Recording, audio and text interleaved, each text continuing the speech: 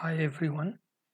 आज इस वीडियो में मैं आपसे बीएसएनएल भारत फाइबर के रिलेटेड एक इम्पोर्टेंट जो टॉपिक है वो मैं कवर करूँगा। कई लोगों के मन में जो है भारत फाइबर लेने के बाद ये सवाल आता है कि पहले मंथ का बिल मेरा कितना आएगा या फिर इतना ज़्यादा क्यों आया। मैंने तो बस 399 का ही प्लान लिया था तो मुझे 900 या फिर 1000 क्यों पे करना पड़ रहा है। तो बहुत सारे सवाल ऐसे आते हैं, मेरे मन में भी आया था। मैंने जब पहली बार बीएसएनएल का फाइबर लगवाया था और मुझे जब पहली बार बिल आया तो मैं भी थोड़ा सा कंफ्यूज था कि मुझे इतना बिल क्यों आया। तो उसी रिलेटेड जो है कन्फ्यूज़न मैं आप लोगों का दूर करूँगा।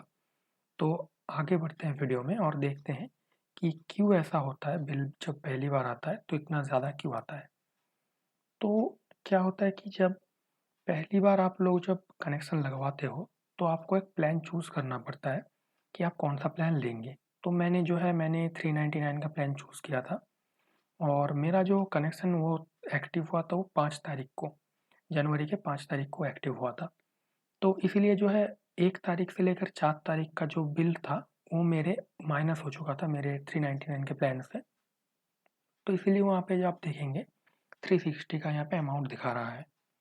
उसके बाद जो है यहाँ पे एक वन टाइम चार्जेस ऐड हुआ है 500 रुपया और उसके बाद जो है जीएसटी करके टोटल जो है 925 बिल हुआ है। तो ये जो पहले मंथ का मेरा बिल आया था, इसको देख के मैं भी थोड़ा सा कंफ्यूज था कि मेरा तो 399 का प्लान है तो मुझे जो है 472 या फिर 471 का जो है बिल आना चाहिए था। तो मैंने बहुत सारे वीडियोस यूट्यूब पे सर्च किए लेकिन मुझे जो है कोई एग्जैक्ट आंसर मुझे नहीं मिला। तो जो मैंने बीएसएनएल ऑफिस में जाके पूछा, कॉल किया, मेरे वेंडर से मैंने पूछा, तो तब जाके जो ये कन्फ्यूज़न मेरा दूर हुआ। तो आप यहाँ पे देख पाएँगे कि यहाँ पे मेरा जो है वेंडर ने मुझसे एक पीडीएफ शेयर किया था। तो वहाँ पे जो है आप देख पाएँगे कि यहाँ पे एक लिखा हुआ है security deposit one time charges equal to 500 for FMC less than 500। इसका क्या मतलब होता है कि अगर आप जो पहले मंथ का जो आपने प्लान चूज़ किया है, वो अगर 500 रुपये से कम हो, तो आपको जो है एक सिक्योरिटी डिपॉज़िट 500 रुपये देना पड़ेगा, ठीक है? और अगर मान लीजिए कि आपका जो पहले मंथ का जो प्लान है वो 500 रुपये से ज़्यादा है, मतलब कि मान लीजिए कि 549, तब जो है आपको एक सिक्योरिटी डिपॉज़िट जो आपको देना पड़ेगा, वो आपको देना पड़ेगा 549। तो मतलब जो आपका प्लान होगा, वही सेम अमाउंट आपको एज़ अ सिक्योरिटी डिपॉज़िट देना पड़ेगा। तो मेन मुद्दा क्या होता है कि अगर आप 500 से नीचे का कोई प्लान लेते हैं, तो आपको 500 का एक सिक्योरिटी डिपॉज़िट देना पड़ता है और अगर आप 500 से ऊपर का कोई प्लान लेते हैं, तो आपको जो है वही प्लान का जो सेम अमाउंट है, वहीं आपको सिक्योरिटी डिपॉज़िट देना पड़ता है। उसके बाद जो है आपका नॉर्मल जो बिल मतलब रहता है कि आपने जो प्लान चूज़ किया, उसका जो रहता है वो तो आपको देना ही पड़ेगा, साथ में जो है जीएसटी भी 18% आपको देना पड़ेगा, ठीक है? तो टोटल ये सब मिला के जो है आपका मतलब ये अमाउंट जो है इतना हो जाता है।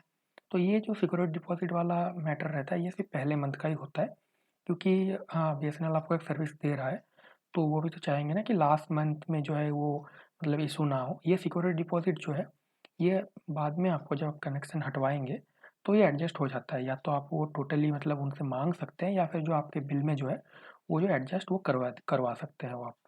ठीक है, तो इसमें मतलब ये ऐसा कुछ नहीं है कि आपके साथ ही ऐसा हो रहा है, ये उनका पॉलिसी है, ठीक है? तो चिंता करने की कोई बात नहीं है, तो ये पहले मंथ ही आता है, तो नेक्स्ट मंथ जो है आपका नॉर्मल जो प्लान रहेगा, वही आपका जो है इस मतलब बिल पे आएगा, ठीक है? तो ये था एक छोटा-सा वीडियो। अगर आपको कोई बीएसएनएल का रिलेटेड कोई भी क्वेरी रहता है, तो आप यहाँ पे नीचे कमेंट कर सकते हैं क्योंकि मैं थोड़ा-सा मैंने जब पहली बार लगवाया था, तो मैंने बहुत सारे इश्यूज़ जो है फेस किए थे। तो मुझे भी मतलब क्वेरीज़ जो मेरे थे, वो भी मैंने यूट्यूब पे ढूँढा, तो मुझे सारे जवाब नहीं मिला था। तो अगर आपका भी कोई क्वेरी रहता है, तो आप जो है ज़रूर मुझसे शेयर कीजिए। मैं कोशिश करूँगा कि आपका जो आंसर होगा, मैं वो कमेंट पे दे पाऊँगा। ठीक है? आज के लिए बस इतना ही। अगर ये वीडियो आपको अच्छा लगा, तो आप लाइक कीजिए और इतना ही बस। धन्यवाद।